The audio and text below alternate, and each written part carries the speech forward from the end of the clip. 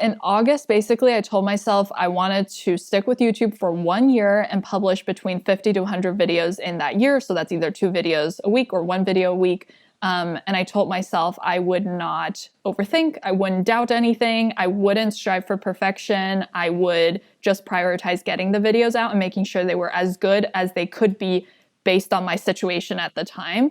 Welcome to Behind the Upload. In this podcast, I chat with entrepreneurs and creators that are doing awesome things with video to grow their brand, and I extract tips and tactics that you can use yourself. I'm Joey Dowd, video producer, founder of New Territory Media, and your host. In this episode, I chat with Deya from Digital Business Manager Bootcamp. Digital Business Manager, or DBM, is a program to train people on how to help business owners and entrepreneurs more efficiently operate their business. Deya also has a YouTube channel which ties into this, focusing on entrepreneurship, freelancing, and digital business management. In this episode, we'll talk about Deya's YouTube journey, how she built out an efficient system to publish 2 videos a week, how she learned to be more comfortable on camera, and how she's been building out a flywheel of content that is helping her grow her brand and business. For all the show notes, links, and transcript, head over to behindtheupload.com. Now, enjoy my chat with Deya.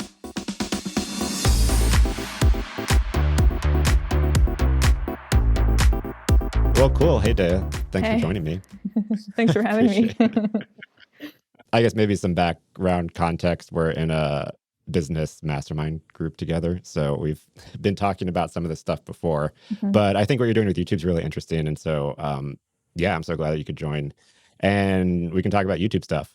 Yeah, thanks. I'm excited. Right now, I'm like deep in YouTube. So I'm excited to talk about it as well. That's okay. Good. So maybe it's like a YouTube therapy session. Yeah, exactly. So there's some like background info. Just tell me about your story, yourself, and DBM.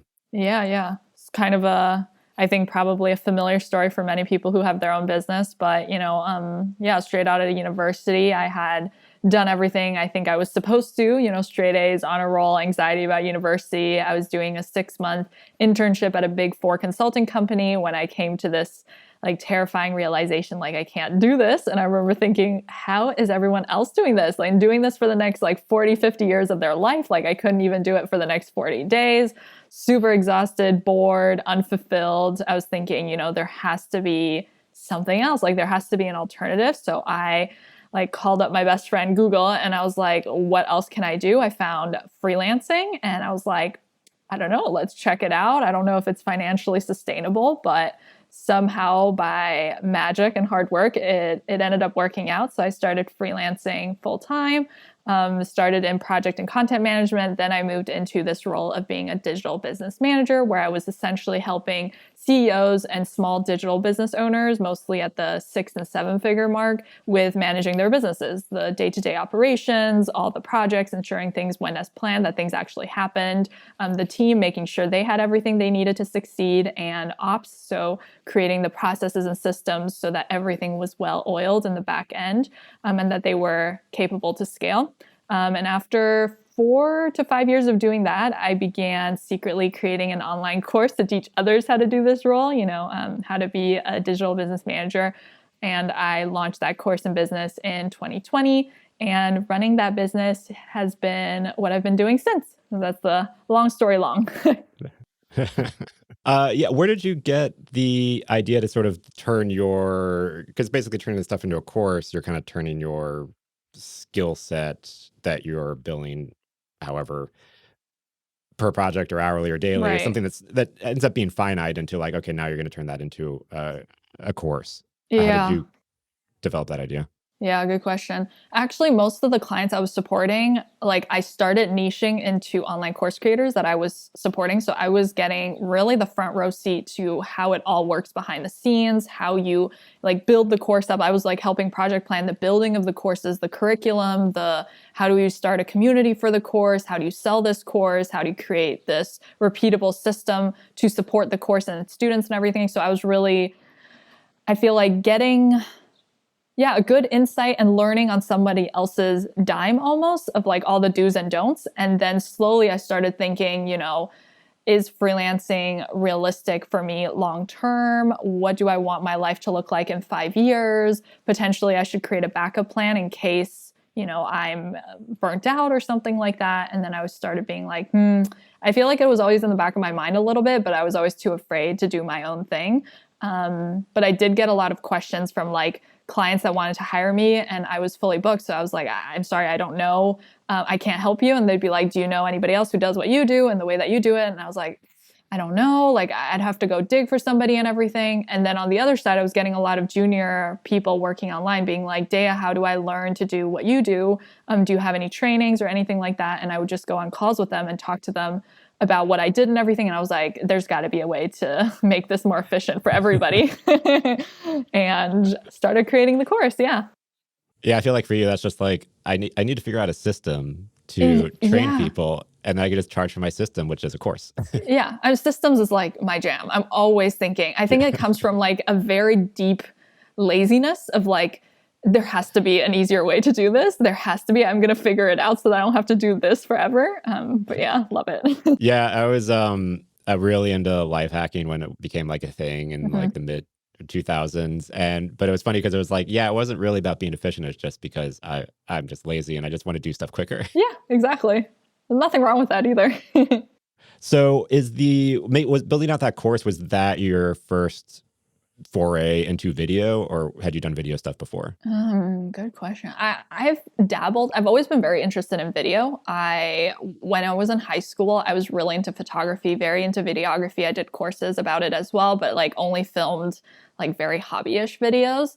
And I had always had this like secret dream. I feel like most people who grew up with YouTube have this secret dream of like, I want to be a YouTuber, you know? And over time, I told myself that was not realistic and you should like go and do normal stuff. And I actually did start a YouTube channel way back when. And then some of my friends found it at university, and I was so embarrassed that I deleted the whole channel and all the videos on it, which is so sad to me now to look back on. And it's really shown how much I've grown, like mindset wise. But so like I've dabbled in it a lot, but never felt brave enough to take it seriously, if that makes sense. Yeah. I mean, you mentioned the mindset thing, but what was, yeah, we can talk about it now, but like what kind of shifted, or what were you feeling before? And then how are you feeling now? And I guess does this tie into like being on camera and just kind of presenting yourself? Yeah, 100%. Like, I think, maybe it's like this for everybody, but I feel like being on camera for me is a very big mental, there's like a barrier, like there's a lot of friction for me to work up the energy to sit down in front of a camera, because I think like I was thinking about why it's such a big deal for me. I think it stems from like perfectionism for sure. Like I'm already such a perfectionist about content, about making sure I'm not wasting people's time, of like delivering value in the best way possible, succinct, concise, editing, everything. So like the content itself is already such a big thing I want to make perfect. And then when you're sitting in front of the camera, you have to make yourself perfect, which is so unrealistic because like nobody's perfect. So I'm thinking like, I need to make sure my personality is perfect. I need to make sure the way I'm coming across is perfect. My energy needs to be perfect. I need to look perfect. And all these things kind of unravel into this horrific thing in my head that was like, it's too much resistance. And that was the biggest struggle for me. Yeah, for sure. Camera, energy drain. How do you feel like you overcame that? Yeah, I think it's just doing it and realizing it's really not that serious. Like people are not thinking about you nearly as much as you think they are. We have the spotlight effect. And then I started thinking, have I ever watched somebody's YouTube video and thought, wow, her hair doesn't look so perfect, or she's not really coming across perfectly, or why is she doing that? Or like never in my life have I thought that, you know? And like, if I'm not thinking about anybody else, why would they, unless they're super bored, why would they come and think that about me? And like, am I really going to let that keep me from doing something in my gut I knew was the right thing to do, and I knew was the right move for my business and personally, to have this like video outlet and to build essentially a brand that has more of a face-to-face connection with people who want to get to know me and everything. And I just came to this point of no return where I was like, okay, enough. Like that stuff, it's so irrelevant. It does not matter. Make this commitment and we're just going to try it out for 1 year. And then we can decide after that 1 year if you want to continue. And that commitment is what got me to start back in August. Mm-hmm.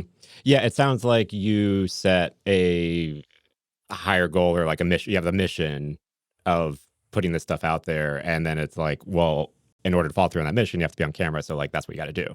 Is that kind of like exactly an accurate mindset? For sure. Yeah. For sure. It's just like you gotta do the things for sure. And I think that commitment helped me the most, because once I made that commitment, I kind of locked myself in, and I was like, it allowed me to stop overthinking, because I was like, you've made the commitment. You're not even gonna think about like doubting. You're not gonna overthink about quitting. You're not gonna think about, you're just gonna do it. And then we'll see. Like 1 year is really not that long in the grand scheme of your life, you know? Yeah. So tell me about the commitment that you made. What is the commitment?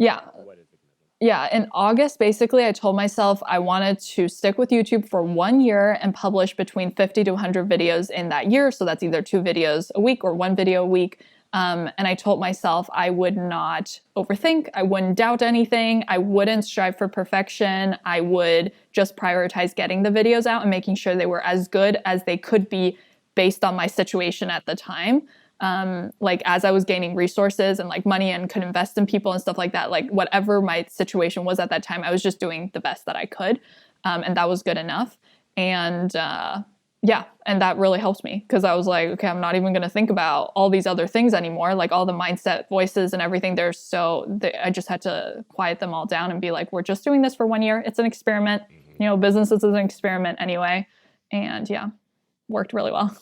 Did you have any other goal, anything else around that? Or was it just like publish 50 to 100 videos? Yeah. Like hit publish, make sure I hit that. Yeah. And it's interesting because when I first started, I think I wanted to set goals. I'm always somebody who wants to set goals, but I didn't want to set, like, I feel like the traditional goals that people normally associate YouTube with, you know, like subscriber count, views, maybe like watch hours to get monetized or something.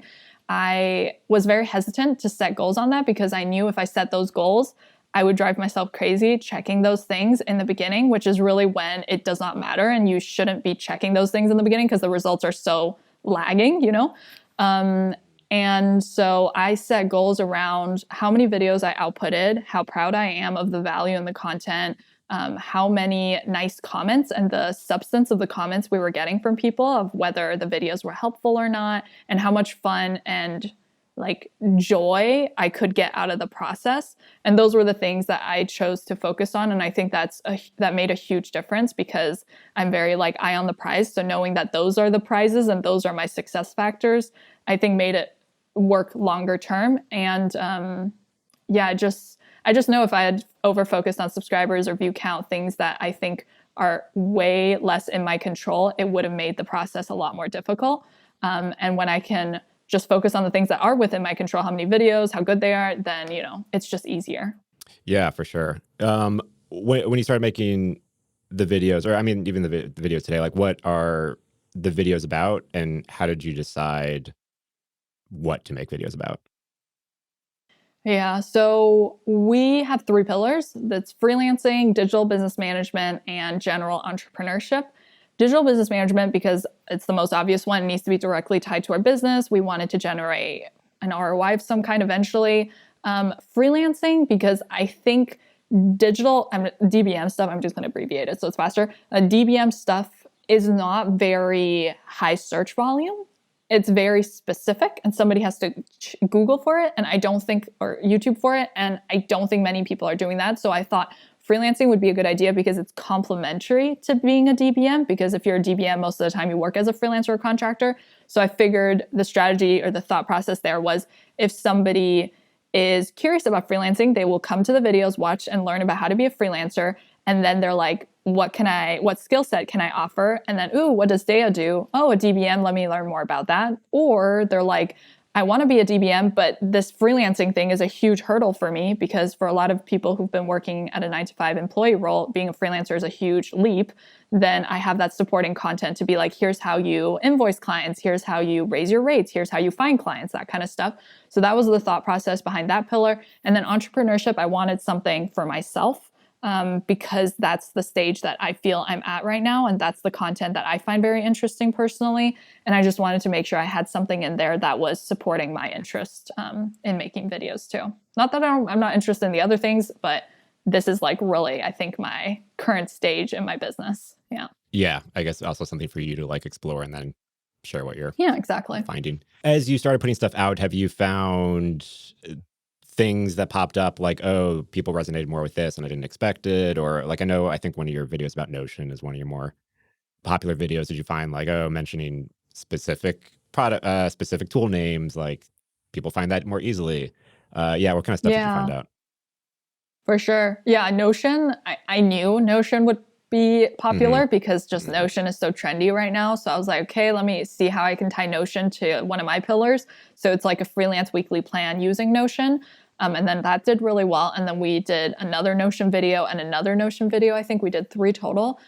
So yeah, tools are really good. We also have a video on Dipsado that I think I like Googled it, and I'm pretty sure it's on the first page of Google for that Dipsado like onboarding keyword. So I think that's quite good too, because it's a very specific keyword. So I think like it has more longevity as well. Like that's something we definitely focused on, is the longevity of the videos over time and not kind of going for trendy stuff or super viral going stuff. We were more focused on what are people going to Google for the next 3 to 5 years on the topic of freelancing.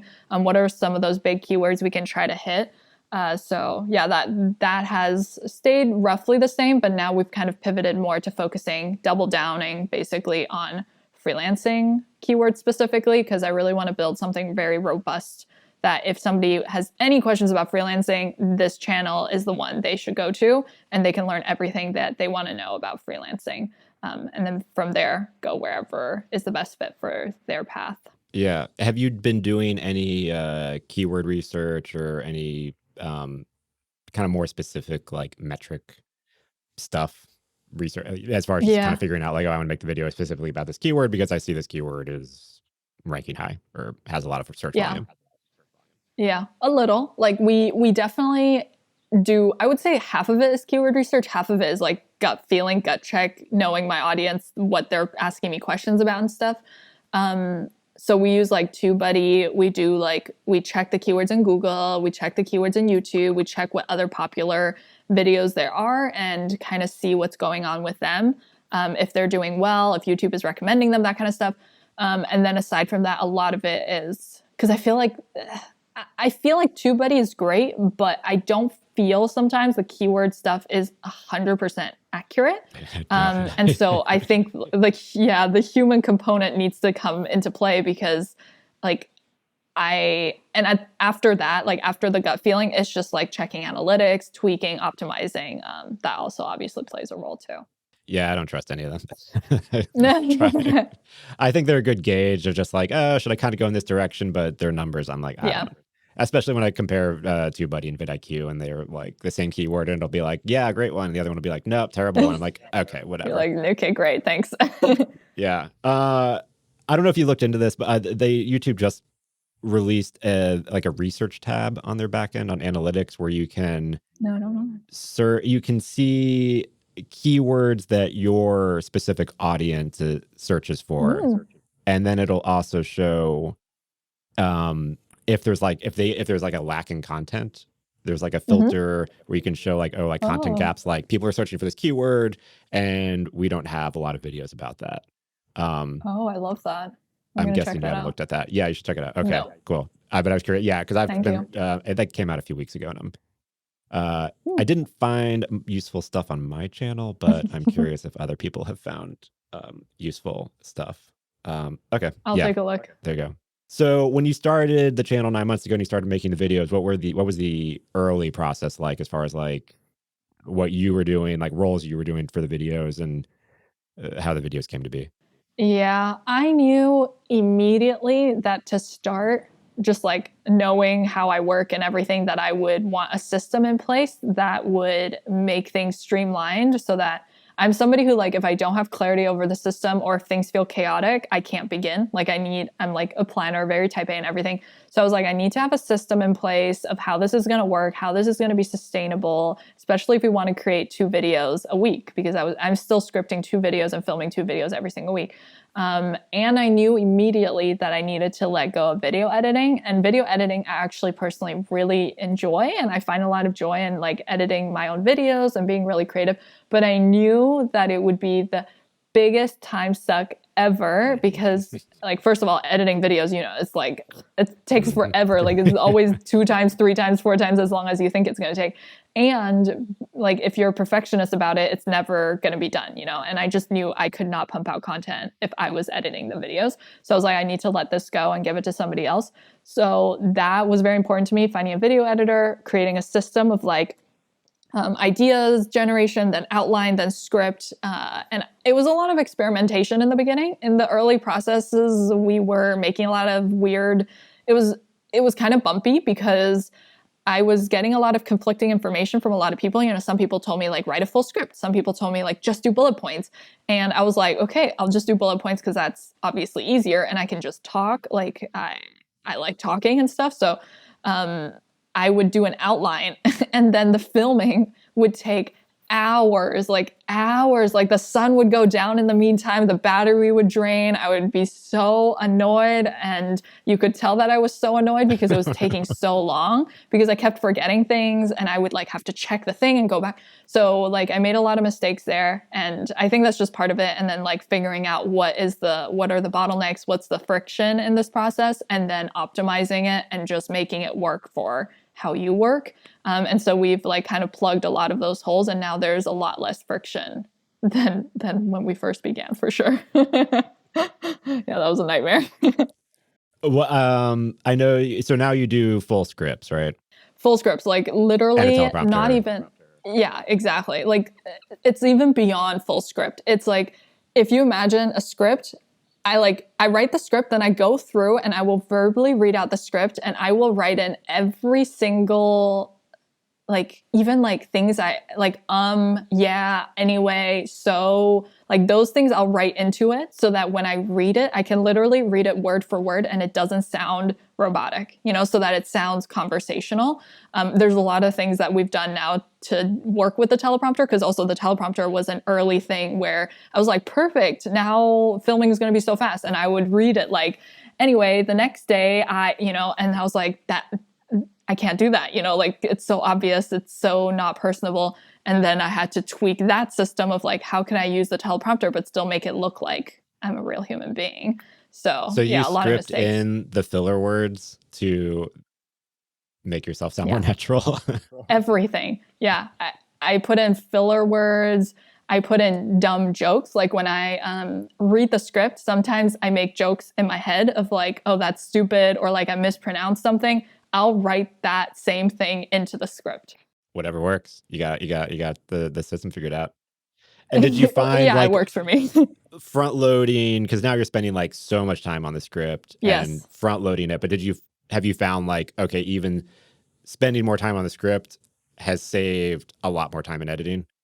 Oh my gosh. Yes. My poor editor. I feel so bad for her in the beginning times when it would just be absolute chaos. But more importantly, it saves me so much, well, first time, but mental energy while filming. Because I realized very quickly, filming is the biggest bottleneck for me. It's the biggest friction point. If it's difficult, it's already difficult on its own. If I make it any more difficult, I will just like, it's just not going to happen. So I was like, I'd rather front load, make everything perfect for filming Deya so that filming Deya does not have a mental breakdown. She just sits down, she knows she gets it done and that's it. Rather than like on filming day being like, okay, I'm going to just look at this bullet point list and I'm just going to talk about, hopefully some things come to mind and I talk about what I meant to talk about. And then that was chaotic. Yeah. So front loading the stuff really has worked wonders for me. What other things have you found that helps free up the mental stress of filming? Yeah. A lot of stuff. Definitely like managing my energy and my mood. Like I need to get myself into the headspace of like, you're going to film. You need to be like the most friendly, extroverted version you can muster up of yourself. I also always tell, like, if there are people around, I tell them, like, don't say anything while I'm filming because you're going to derail me completely. If you say anything that's like, even if it's just a comment, like, Oh, that was a weird thing to say. I'm like, I have to stop everything because filming takes so much drain out of me that like if I get any input, it just throws me off completely and I have to like take an hour to like calm down and everything. So like that definitely is good, like just managing the environment and making sure the environment is conducive to filming good videos.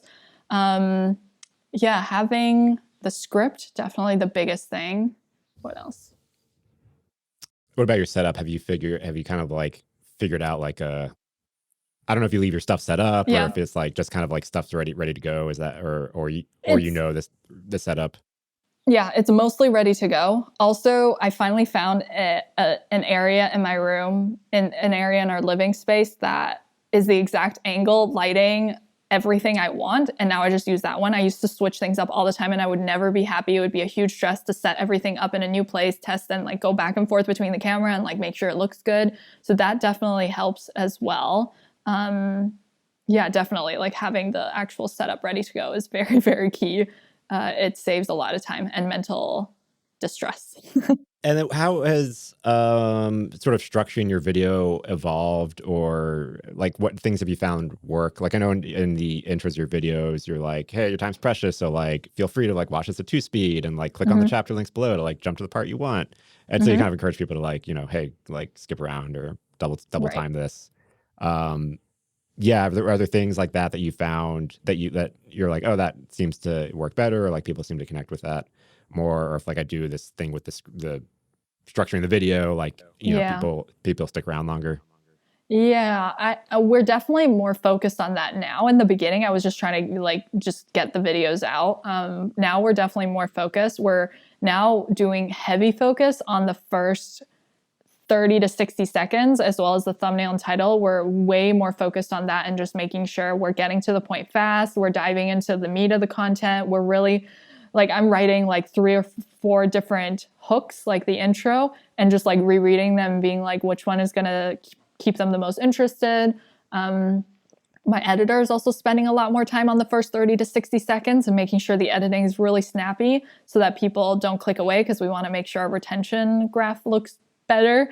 But yeah, generally structuring content, I only really use 2 structures for YouTube videos. I use how to step by step. So like step 1, step 2, step 3, or I do a listicle, like tip 1, tip 2, tip 3. That's just, and I recommend that to everybody. I think free flow, open-ended structures are not just a nightmare for the person watching, because people love structure. They like to know where we're at and what the big picture is and which part of the process we're in. But it's also easier for you because free flow is like so overwhelming, right? But if you have a topic and you can break it down into 7 steps or into 7 tips or 7 hacks or whatever, that's automatically easier, because then you're just writing each section at once instead of this mega monster thing. Right. People don't know where it's going to go, or what the payoff is. Right. With your, I want to get into scripts, but just real quick, like what's your gear setup like? I have my teleprompter. I have the Canon G7X, maybe? Let me pull it over. Yeah, the G7X. So I know it's a vlogging camera, but I wasn't sure if I wanted to make a lot of day in the lives videos. So I didn't want to invest like in a bulky. I have a DSLR that also films video, but I just wanted something a little bit more nimble and that I could take it on the go if I wanted. So that's the first one that I got. I mean, eventually when I hit certain like success metrics, I'll upgrade my equipment and everything. Lighting, I still use all natural light. I've been on the market contemplating buying good lighting, but now that I found a good angle with like our windows and everything, it's perfect. So I don't really need the light, I think. I have a microphone, like a stand microphone, which is pretty good. That's it, I think. And a tripod. Yeah. I mean, yeah, I think it's good. I think I saw one of your videos where you talked about your setup and it was like very basic, but like super basic. And yeah. It just, lets you crank out the videos. So like it doesn't need to be complicated. Exactly. You tell me about so I mean, you brought on a script writer. Can you tell me how you found them and sort of how you figured out a working relationship and balancing like introducing, only stuff that you can talk about, your stories and your info? Yeah. So I have 2 script writers that I use occasionally. I would say 90 to 95% of the videos I film are written by me, but I think there are advantages to having script writers. it's hard. Like it's hard with any type of content for other people to learn exactly how your brand voice is, and especially with a personal brand, because with a brand you can kind of still like make it more general, but with a personal brand it's like very specific to you. So I basically divide up my scripts. Like most of my scripts are experience based, like, oh, Deya did this and this is what happened. So those things I write myself. And then anything that's more research focused or emphasis on research topics, like for example, Asana versus ClickUp versus Trello, which one is better? We're comparing features. Those ones I give to scriptwriters because they can do the first draft, the research and everything. And then I can go in after and then add my voice. So that's kind of how I separate it, is like research heavy things. I don't need to be the one doing that. That's what I give to scriptwriters. Okay, cool. So kind of the technical stuff, or the stuff that like someone could go out and research, and exactly. It's not, Deya does not have to be involved. Pros and cons. Yeah, exactly. Right. Deya needs to be involved in the stuff of Deya's day. Yeah, exactly. And then tell me about your editor and how you found your editor. Yeah, so my editor, I feel like, this tripped me up for a long time and kept me from starting because I knew I didn't want to start until I had an editor. But I had this very specific vision for how I want my videos edited. And I don't know if this is just like super picky or pretentious or something, but I was like, this is the exact vision I have. And I couldn't find somebody who edited like that, anywhere on like traditional platforms like Upwork, Fiverr, in communities. Like I put out job postings and I was just like, it's not really quite what I want. And I really want my editing to be one of my unique selling propositions for my videos. It's like part of the brand. It's part of the vibe that I want people to feel when they watch the videos and everything. And it's also specific to my target audience. And so I was like, I have to find somebody who edits like this.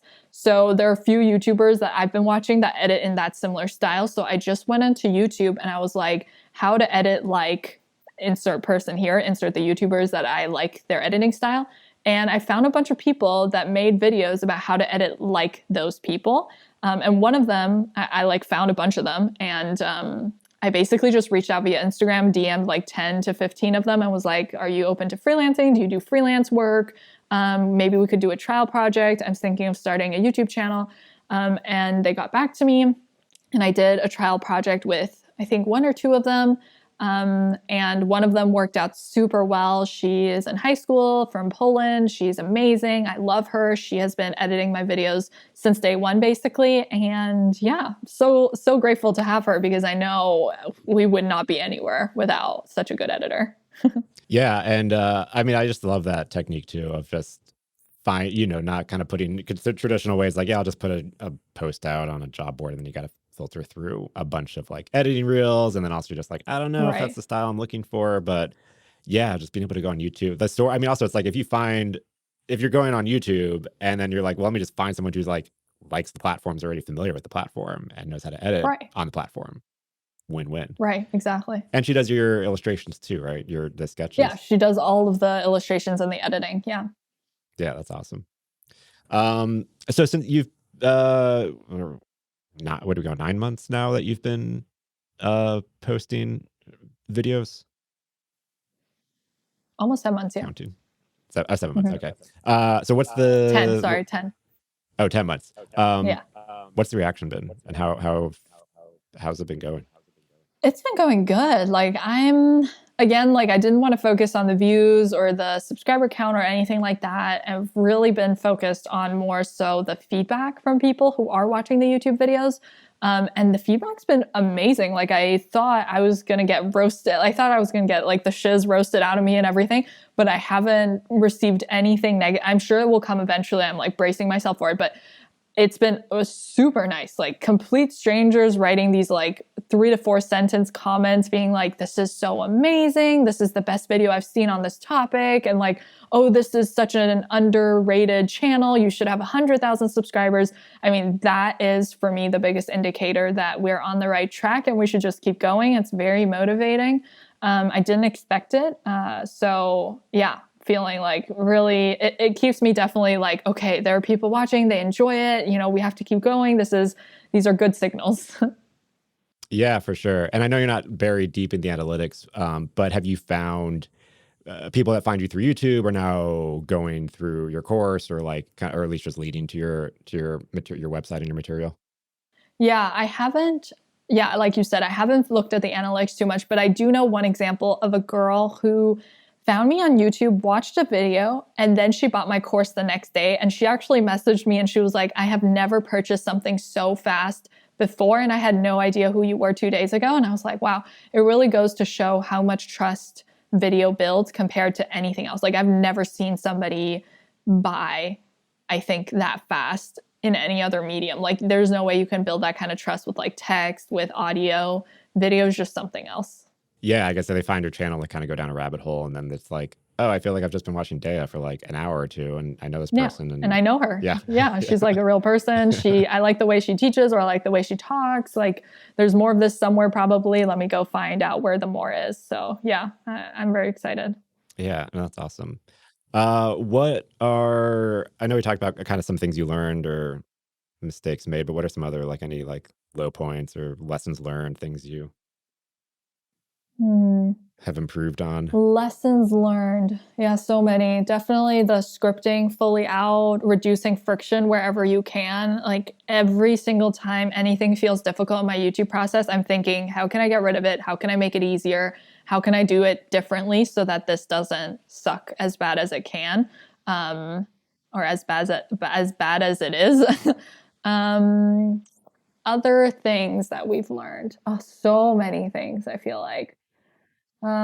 We have been doing a lot more thumbnail work for sure. Like we've gone back to look at a bunch of our old thumbnails, compared the click-through rates against other things. And now we're making new thumbnails for like the lowest click-through rate videos, and comparing if the click-through rates are better. And some of them are like doubling in click-through rate, because the old thumbnails were, and I kind of had a feeling, they weren't super readable and all that stuff.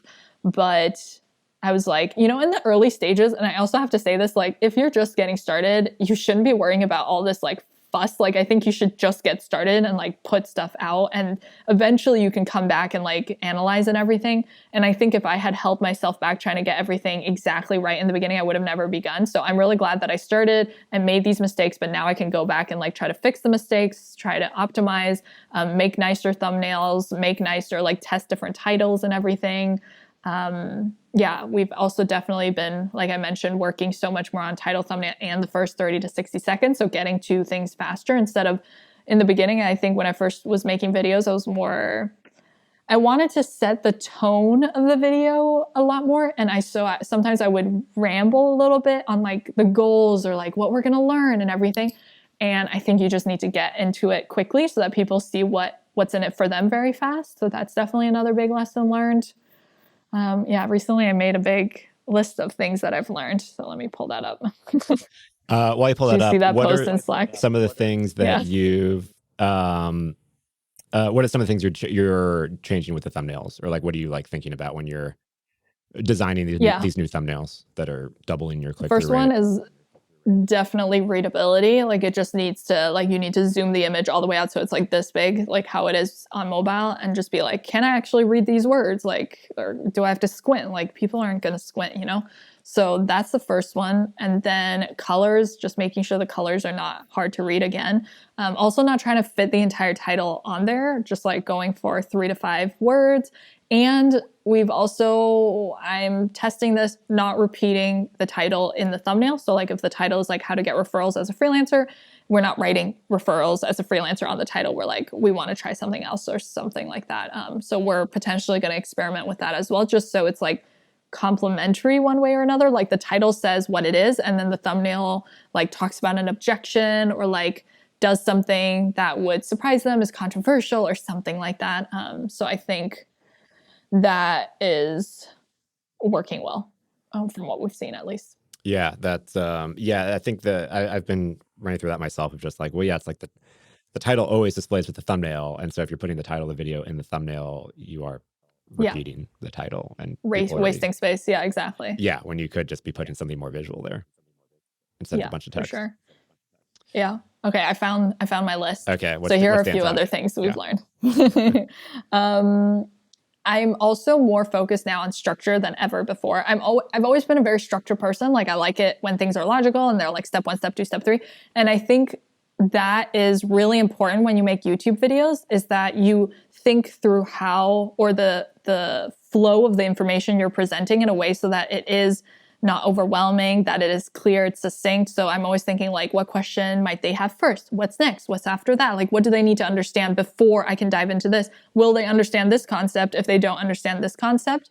And so I think structure is really the most foundational thing you have to have in all of your scripts. So that's really important. Another thing we do now is after writing the final draft, I'll do another pass through and I will drop in personality and anything funny that I can include, because at the end of the day, like, we still want to be entertaining, not just pure value. So that's something that I've also been working and thinking a lot about, is like, how do we make things more personable? Like, because I so tend to veer into, I want to give value. I don't want to waste people's time. So I better just like give them the information. But at the end of the day, like, you don't want to be an instruction manual, because nobody cares about who writes the instruction manual. They just care about the information in the manual. So I don't want that to be the case for me. I want them to care because it's me saying the information, not just for the information. So we're also thinking a lot about, how can we add in personality? How can we add in jokes? How can we add in things in the background? How can we add in like little repeatable things that people can begin to associate with me and my videos, and kind of like making little rituals for themselves or something. So that's something we're thinking a lot about.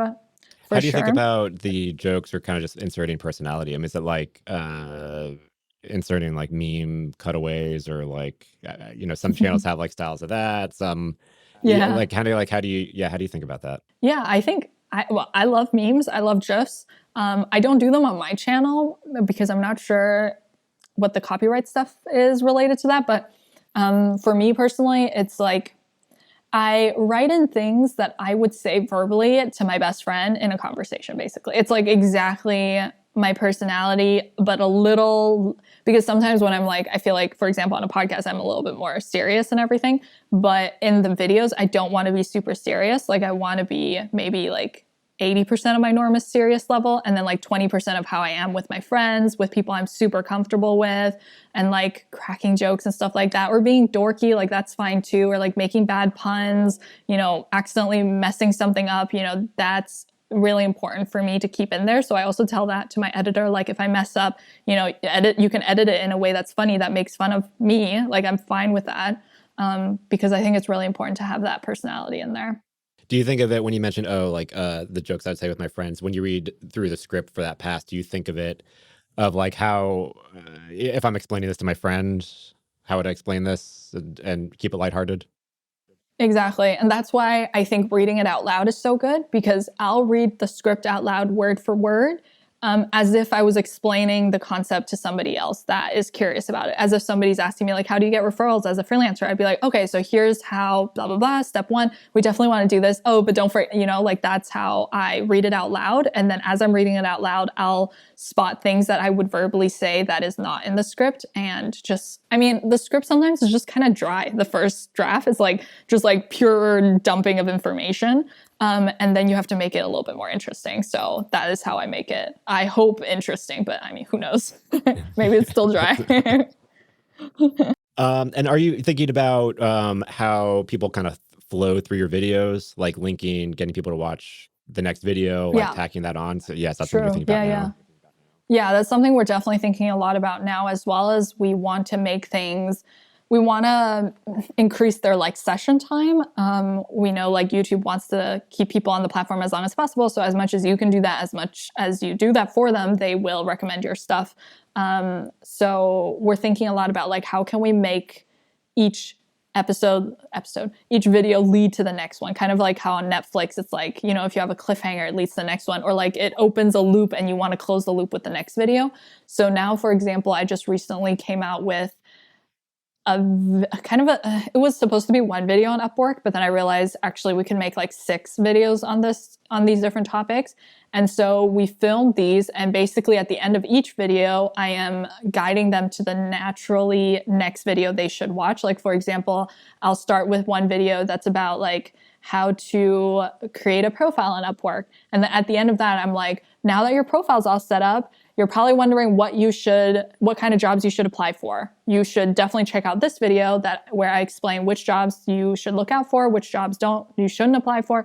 And then at the end of that job, I'm like, now that you know which jobs you to and not to apply for, you're probably wondering what to write in a proposal. So here's my proposal template in this next video. And then after that video, it's like, okay, so you know what to write in proposals, but you definitely don't want to be making these big job proposal mistakes. So check out this video where we talk about 7 mistakes. So like that's something we're testing now to see if that leads people into a flow. It's like a playlist, except you're opening the loop at the end of that video and then they can close the loop with the next one.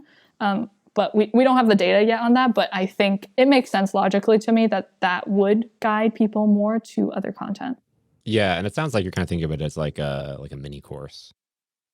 Yeah, exactly. Like an and Upwork like mini course, right. A playlist. Like, yeah.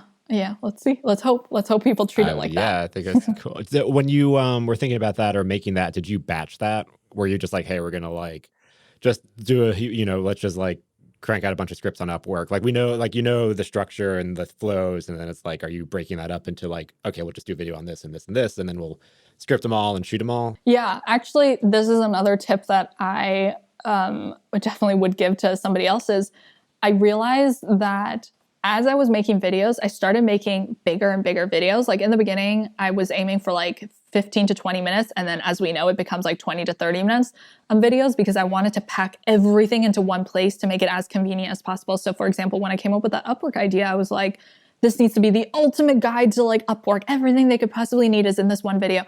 But that's not beneficial to them. It's not beneficial to you. And it's not beneficial to the search engine because people are probably looking for more specific keywords nowadays.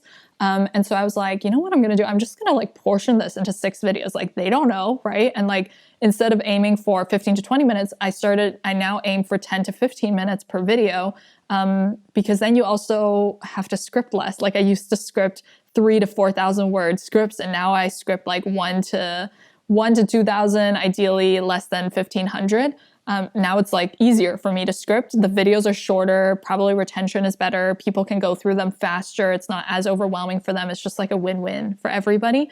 And that is how I went about the Upwork one is I took the Upwork one and then I was like, here are the 6 sections I think we need in it. And then we made each section its own video instead of 6 sections in one video. Mm-hmm. Yeah, I think that, there's like kind of more entry points for people to get into. Yeah. And your like stuff of whatever they're looking for.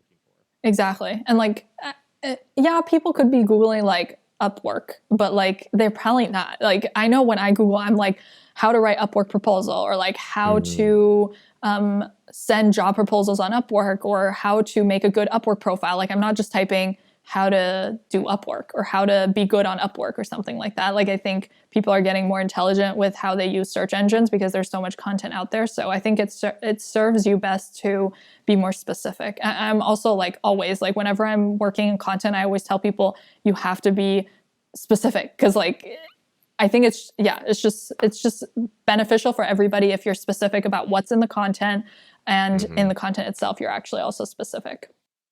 Yeah, and if it like speaks to them specifically, you're just like, oh, this is made for me. Like not even like how do I write job proposals on Upwork, but like how do I write graphic design job proposals on Upwork or exactly. It's like not it's like the problems you have with Upwork, but then also like who the person is and what their role is, and like you can get really specific. For sure. Yeah. So what's the, your year's coming up soon with your YouTube experiment. So what are you going to kind of like, what's your retrospective going to look like? And what's your, future plans, future goals with the channel? Yeah. I feel like it's not even at the 1 year point. I feel like every week I'm learning something new about YouTube, and about myself in the process. So I feel like we're just constantly trying to iterate. I do think once we go into year 2, we'll probably be more focused on optimizing things. In year 1, I feel like we were just trying to, it's like pure survival mode. You're just trying to get videos out. You're just trying to be like this kind of, I don't know if this is good. I don't know what it is. It might suck. Who cares? Do it, And we were trying our best too, so like we're just like, get it out. It doesn't matter. It doesn't need to be perfect. Now that we're entering year 2, and I think there's less friction in the process, I think I can take more time to optimize for one. So that's something I definitely want to do more and like make better use of the time that we are spending on it, kind of like front load the effort. Another thing I want to do is kind of what we talked about. I want to invite more personality to the platform, and do more content that is maybe opinion based.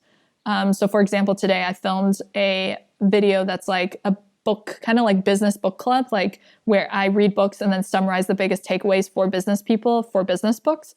And it is partially also my opinion of like, this I really like. This is how I apply it in my business. This is what I do. This is what I would say if you were a freelancer, stuff like that. I want to do that where like I interlace the value and my own thoughts and experiences and stuff like that. Because at the end of the day, I want to build something where people are building trust with me, not with, oh, Deya's good at research, So that's something I want to keep my eye on and do way more about Deya mixed in there.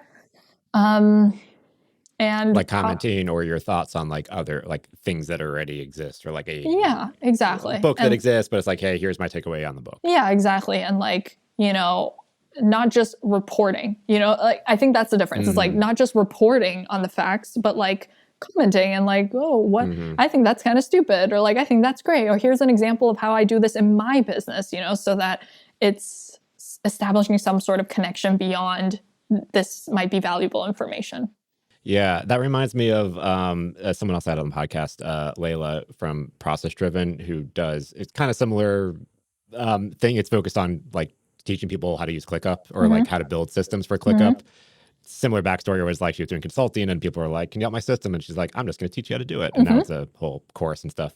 But yeah, her channel, because she started off doing like ClickUp tutorials. And then her channel kind of went to like another level when she did like a retrospective commenting on ClickUp's annual conference, where they kind of like released the roadmap and talk about stuff. And then she like did more of like a thought opinion piece on like what she thought about it. And then that like kind of took her to like another level. It's not just like ClickUp tutorial person, but like ClickUp thought leader, ClickUp expert. Yeah, exactly. Process thought leader. Yeah, exactly. Yeah, I think that's a cool direction. Yeah. Yeah. Well, cool. Is there anything else we didn't talk about or you thought about before that we didn't cover in YouTube or video in general? One more thing that we definitely have been doing. This is something I just like read this in my list of like lessons learned, and I just reminded myself to do this again. But I cut so much more during scripting now than I ever did before. In the beginning, I would want to give them everything that I knew and like dump out my brain on this topic. And I got pretty brutal feedback from somebody who said like, you repeat yourself too much. And this was also the case when I first began and I didn't have a teleprompter. I would sometimes make my point a few times because I was trying to like make sense of it in my head as well. As I'm scripting now, it can be, I like when I read it, if I've already said any version of this sentence, I delete it. Anything that's not adding anything new to the conversation or interesting or anything, I just cut it super generously. Sometimes I cut entire paragraphs if they're not interesting, or helpful in any way. So I think that is another big tip I would give to everybody else, is just like be succinct as much as you can. You can obviously ramble in your first draft, but like in that final draft is where I'm like starting to like delete all the stuff that doesn't absolutely have to be in there. I think that is good writing advice in general, period. Yeah, for sure, for sure. Yeah. Yeah, no, that's great. Yeah, you gotta, what is it? Kill your darlings.